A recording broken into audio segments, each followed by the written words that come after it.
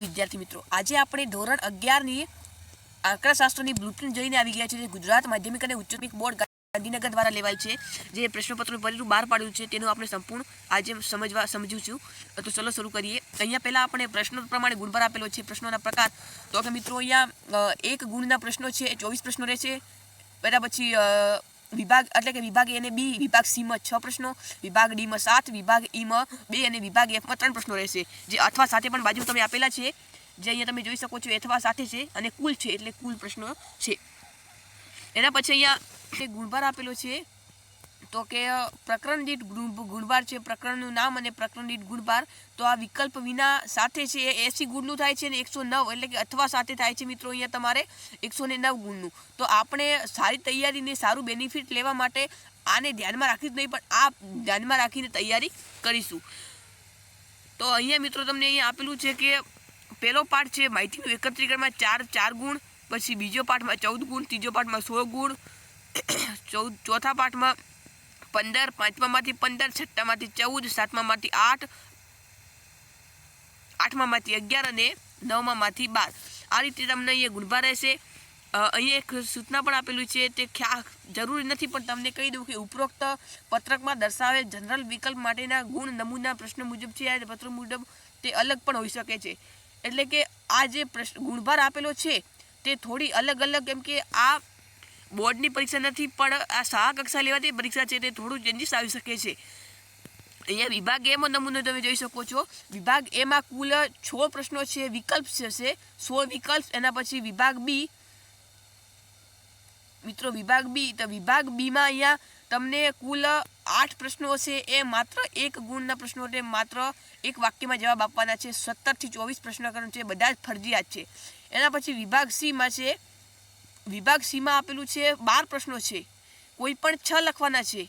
12 ગુણ છે મિત્રો, અહીંયા 12 ગુણ છે એટલે કોઈ પણ 6 લખવાના, 6 દુ 12 થશે. અને કુલ આપેલા કેટલા હશે અહીંયા તો કે 25 થી માંડી અને 33 સુધી. તો અહીંયા મિત્રો આપેલા છે, તમને છેલ્લે જણાવી દઈશ કે કેટલા પ્રશ્નોમાંથી કેટલું લખવાનું રહેશે.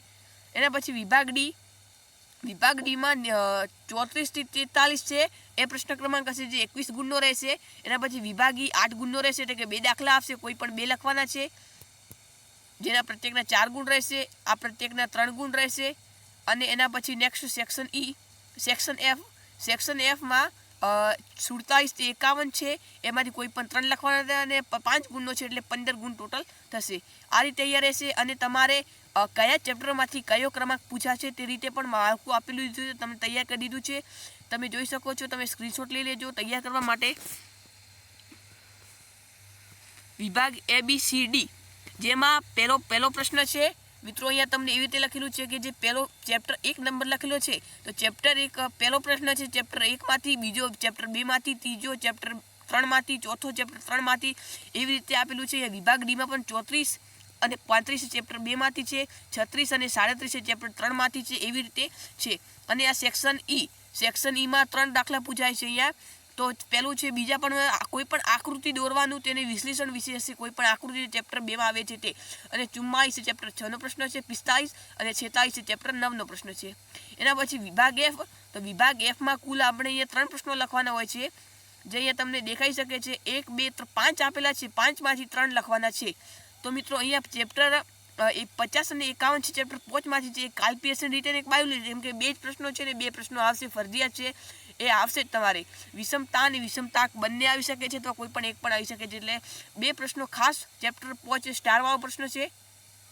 હવે તમને એક અલગ માહિતી આપી દઉં સમજવા માટે કે તમને આઈએમપી છે એ ખાસ કરીને ચેપ્ટર નંબર કયા ચેપ્ટર કરવા જેનાથી આઈએમપી છે, તો ચેપ્ટર નંબર 3, 4, 5 અને 9 એ 4 ચેપ્ટર કરશો તો તમારે ઇઝીલી 80 માંથી 40 થી 45 પ્લસ ગુણ આવી જશે. આ સાથે જ આપણું પેપર અહીંયા પૂરું થાય છે. આપણું જે બ્લુપ્રિન્ટ હતી તે પૂરી થાય છે. જો તમને અમારી બ્લુપ્રિન્ટ અને આઈએમપી પેપર તમને ગમ્યું હોય તો ચેનલ લાઈક, સબસ્ક્રાઈબ અને મિત્રો સાથે શેર કરવાનું ના ભૂલતા. અને બીજા વિષયના એકાઉન્ટ, ઇકો, બીએ બધા વિષયના બ્લુપ્રિન્ટ અમારી ચેનલ પર મુકાઈ ગઈ છે, તે જોવાનું અવશ્ય તમે જોવાનું ભૂલતા નહીં.